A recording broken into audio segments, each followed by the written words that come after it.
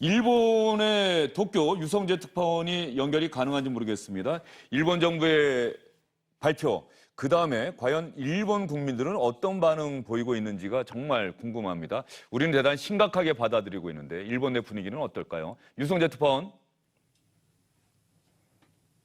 네, 도쿄입니다. 일단 이 질문부터 먼저 드릴게요. 일본 정부가 오늘 오전에 발표했는데 일본 언론들, 일본 국민들 어떤 보도하고 있고 어떤 반응 보이고 있습니까? 네, 일본 언론들도 오늘 내각 회의 직후에 이 화이트리스트에서 한국이 빠지게 됐다는 내용을 속보를 통해 신속하게 전했습니다. 물론 오늘 결정이 날 거라고 예상이 됐던 상황이어서 논조는 상당히 담담했는데요. 대신 일본 정부의 논리를 충실하게 전하는 데 주력하고 있습니다. 이번 결정이 수출 관리를 조치를 확실하게 하는 일본의 국내적인 조치다. 그리고 한국의 신뢰가 없는 점을 지난 7월 12일 당국자 회의 이후에 일본 정부가 다시 확인을 했고 이렇게 신뢰가 허물어진 책임은 한국에 있다. 이렇게 발표한 세코 장관의 말을 보도로 그대로 전하는 게 대표적입니다. 일부 언론들은 일본 수출 기업도 피해가 우려된다는 보도를 하고는 있지만 수출처와 용도만 확실히 확인한다면 기본적으로 일본 기업에 큰 피해는 없을 거다. 이런 정부의 설명에 지금으로서는 묻히는 분위기입니다. 저희가 여기서 전에 듣기로는 일본의 주요 언론들, 주요 신문들 가운데 상당수가 사설을 통해서 이런 결정 내리는 것은 안 된다. 한국과 일본의 무역, 경제 서로에게 도움이 되지 않기 때문에 이런 조치는 취하지 않는 게 좋겠다는 취지로 사설을 썼는데도 아베 총리가, 아베 행정부가 그대로 화이트리스트 명단에서 대한민국 제외하기로 결정한 근본적인 이유 뭡니까? 역시 말씀이 나왔던 대로 강제징용 배상 판결에 대한 보복 조치라는 측면이 큽니다. 말씀하신 일본 신문들도 사실 일본 정부는 이 수출 규제 문제는 강제징용 문제와는 전혀 관계가 없는 문제다라고 계속 말을 해왔지만 일본 언론들도 상당 부분이 이것은 바로 경제 보복 조치와 연결이 된다. 그러므로 일본 정부가 이 경제 보복 조치 따라서 화이트리스트 배제 조치를 강행을 한다면 결국은 한국과 점점 더 멀어지고 이 관계가 다시 회복되는데 상당한 시간이 걸릴 것이라고 우려를 해왔던 것도 사실입니다. 하지만 일본 정부는 수출 규제 문제는 바로 수출 관리가 한국에서 잘 안 되고 있기 때문에 우리가 일본 국내적으로 결정해서 내리는 그런 조치다라는 점을 계속 얘기를 해왔고요. 다만 그 부분에 대한 결정적인 증거, 과연 어떤 한국의 수출 규제가 잘못됐는지, 한국에서 수출한 물건이 과연 어느 쪽으로 유통이 됐는지에 대해서 일본 정부가 구체적으로 증거를 내지는 않았습니다. 유성재 특파원, 지금 우리는 일본 정부의 오늘 오전 발표 지금 상당히 심각하게 받아들이고 크게 보도를 하고 있는데 말이죠. 일본의 방송사들 또 신문사들도 인터넷 통해서 실시간으로 기사 쓰지 않습니까? 어느 정도 비중으로 보도하고 있어요? 사실 오늘 내각 결정은 일본에서도 상당히 큰 뉴스였습니다. 물론 말씀드렸듯이 예정이 돼 있기는 했습니다만 실제로 일본 정부가 결정을 내리고 또 스가 관방장관이나 세코 경제산업상이 브리핑을 통해서 발표한 것은 아무래도 일본 사회에서도 또 일본 정가에서도 꽤 큰 뉴스이기 때문에 난뉴스 정도의 가장 앞머리 기사로 보도를 했고요. 또 제가 지금 스마트폰을 들고 있지만 일본 언론들이 스마트폰으로 보내는 속보 내용도 거의 실시간으로 전달이 되고는 있습니다. 다만 이런 부분들이 일본의 국내 다른 뉴스들이 많습니다. 지금 참의원, 중의원의 임시국회가 개회 중이고요. 또 여러 가지 사건, 사고들도 있어서 오후가 되면 될수록 비중이 점점 줄어드는 느낌을 받고 있습니다. 네, 유성재 특파원 잘 들었습니다. 수고 많으셨어요. 오늘 아침에 주영진의 뉴스브리핑팀 회의를 좀 했는데 말이죠. 오늘 이 사안을 잘 어떻게 하면 보도할까 회의를 했는데 일본에 가족이 있는 그 한 인턴이 전화하기를 일본 내 국민들한테는 이 사안이 우리는 이렇게 크게 받아들이고 있는데 정작 잘 모르고 있다. 그러니까 잘 모르고 있다는 얘기는 오히려 언론 보도의 비중이 우리보다는 상대적으로 훨씬 약하다. 이런 일본과 우리의 어떤 그 보도의 차이, 교수님 어떻게 보십니까? 제가 이틀 전까지 일본에 좀 한 달 체제를 하다 왔기 때문에 좀 자신 있게 말씀드릴 수 있는데 뭐 한마디로 말하면 관심이 매우 비대칭적입니다. 비대칭적이다. 우리가 국난 상황으로 받아들이는 거라면은 일본의 경우는 아마 일본 국민들의 한 50% 정도는 이런 사태가 있는지조차 모를 것 같고요. 일본의 뉴스나 방송에서의 그 뉴스 밸류라고 하나요? 지면도 그렇게 큰 거는 아닙니다. 그런 의미에서 보면은 관심이 비대칭적이라고 볼 수 있고, 또한 그 결과가 초래할 피해의 경우에도 좀 비대칭이라고 하는 게 이 사태의 핵심인 것 같습니다. 예, 알겠습니다. 윤춘호 시장께서도 도쿄 특파원 하셨는데 말이죠. 늘 이 비대칭적이라고 하는 상황이 반복되는 건 아닌지 싶어요. 우리는 대단히 큰 사안이고 정말 많은 국민들이 공분하고 있고 대통령도 저렇게 나서서 이야기를 하는데 정작 일본 국민들한테는 왜 그러지? 이게 무슨 일인데? 하는 일들이 계속 반복되는 거. 이게 지금 한국과 일본의 어떤 관계가 정상화되지 않는 반증이 아닌가 싶기도 해요. 그렇습니다. 일단 우리나라가 일본에서 수입하는 게 한 1년에 60조 정도 되고, 그다음에 일본에게 이제 수출하는 액수가 한 30조 정도 돼요. 그러니까 이제 무역 역조가 그만큼 있는 거죠.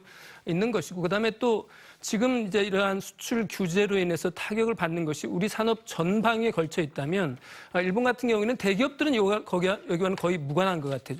어떻게 보면 작은 소재 부품 기업들이기 때문에 당연히 일본 전체 경제 규모로 보자면 일본 경제에 미친 영향이 상대적으로 적은 부분, 이런 것들도 있기 때문에 이제 두 나라 국민들의 관심도 비대칭적으로 이렇게 나타나는 것 같은데요. 문제는 이게 장기화되면 장기화될수록 이게 구조적으로, 산업 구조적으로 우리나라는 좀 더 타격이 커지고 좀 더 심해진 데 비해서 일본에서는 그럴 가능성이 적다는 거예요. 그렇기 때문에 일본의 수출 규제로 인해서 일본 기업들도 분명히 타격을 받고 불만이 있을 수 있는데 그런 것들이 충분히 일본 사회 내에서 목소리를 내지는 못한 그런 분위기라고 할 수 있겠죠. 예, 이 시점에서 말이죠. 시청자 여러분께 꼭 짚고 전해드리고 싶은 소식이 하나 있어요. 이런 상황이면은 국회는 추경 예산안 빨리 처리해서 어쨌든 더 적은 액수라고 하더라도 일본의 이번 조치와 관련해서 우리 기업들에게 도움이 될 수 있는 그런 예산안을 빨리 통과시키고 나야 그 다음에 배정이 되고 돈이 돌아갈 텐데, 여야가 원래는 어제 추경 예산안 처리하겠다고 국내에 약속하지 않았습니까? 하지만 이번에도 어김이 없었습니다. 어제도 추경 예산안 처리는 무산이 됐고요. 조금 전에 들어온 소식 보니까 정부가 6조 7천억 원 규모로 추경 예산안 제출했는데 여기에서 8,700억 원 정도 삭감을 한 5조 8,300억 원 정도의 예산안을 오늘 처리를 할 것이다. 예결 측에서는 이미 합의가 됐다는 소식이 조금 전에 들어왔는데 본회의에서 언제쯤 처리될지는 지금 말할 수가 없습니다.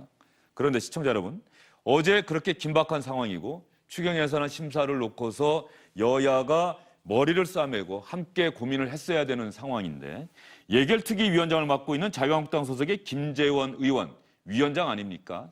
그런데 어제 저녁에 기자들 앞에서 브리핑을 하는데 기자들 사이에서 혹시 술 드신 것 아닙니까? 라고 하는 그 질문을 받는 그런 상황이 있었습니다.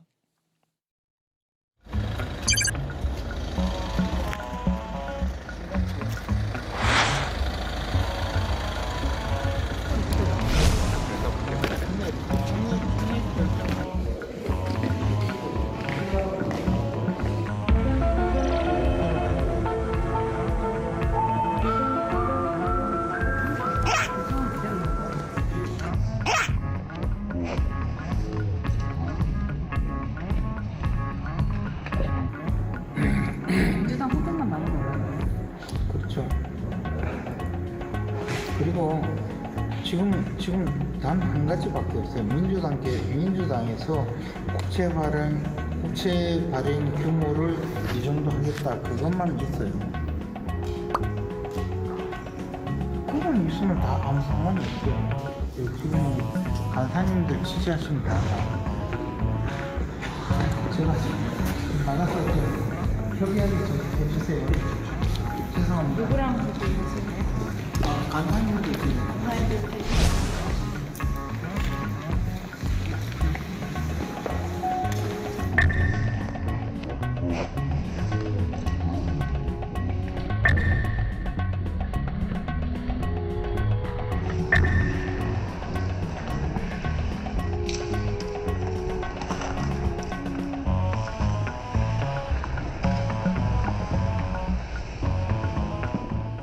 예, 비틀거리는 모습이 나왔죠. 시청자 여러분, 그런데 지금 실종된 충북 청주에서 실종된 조은누리 양 발견이 돼 있다, 의식이 있는 것 같다는 반가운 소식이 들어왔습니다. 오늘이 실종 12일째 정도 되는 것 같은데 저희가 실종 9일째 상당히 긴 시간에 걸쳐서 안타까운 상황 여러분께 전해드렸는데 오늘 반가운 소식이 하나 들어왔습니다.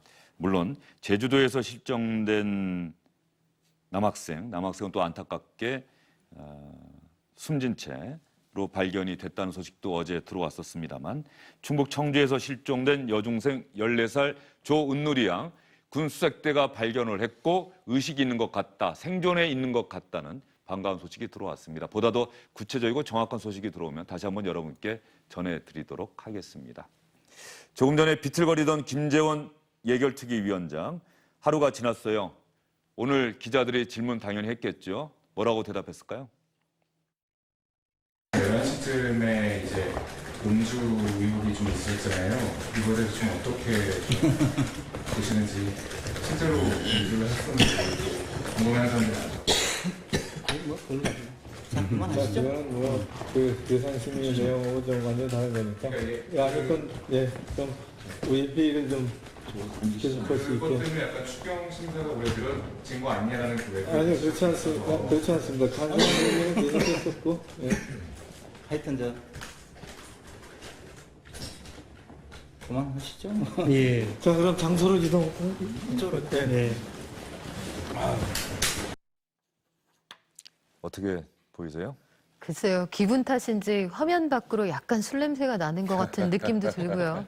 기분 탓입니다. 예. 그런데 사실 이게 추경안이 제출된 게 4월 말이란 말이죠. 오늘 100일째입니다. 예. 그리고 당초에 6조 7천억 원짜리 그 추경안을 냈다가 경제 상황이 엄중하고 일본 변수가 등장해서 5천억 원 증액해달라는 걸 여야에서 이제 5조 8천억 원까지 깎자, 여기까지 얘기가 돼 있는 거잖아요.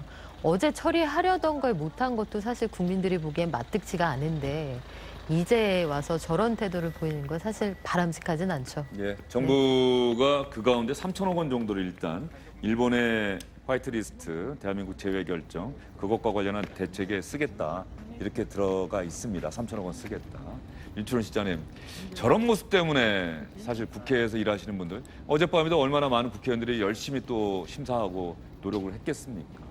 어제 지금 저 화면에 찍힌 시간이 한 밤 11시쯤이라고 예. 그래요. 그러니까 밤 11시 넘어서까지 예결특위위원들은 이제 아마 저 추경 심사를 하고 있었다는 뜻 아니겠습니까?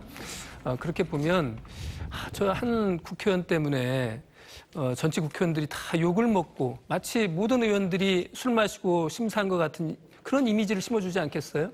그다음에 저는 또 한 가지 더 실망스러웠던 것은 윤우덕 의원이 이제 같은 그래도 동료 의원이라고 좀 편을 들어준다고 그럴까요? 뭐 예. 이런 듯한 모습이 야, 저거 국민들 눈에 어떻게 보일까 생각을 하는 걸까? 이 가제는 역시 개편인가 하는 그런 생각이 들었습니다. 초록이 동색이다.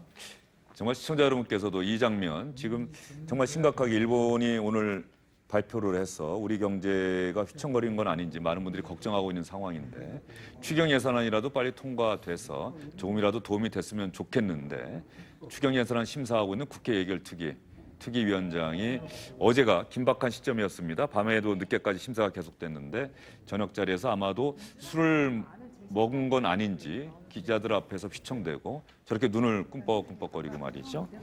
오늘 기자들이 질문했더니 그냥 넘어가시죠 이렇게 이야기를 합니다. 어쨌든 오늘 중에는 과연 국회가 처리할 수 있을지 추경 예산안 꼭 지켜보도록 하겠습니다.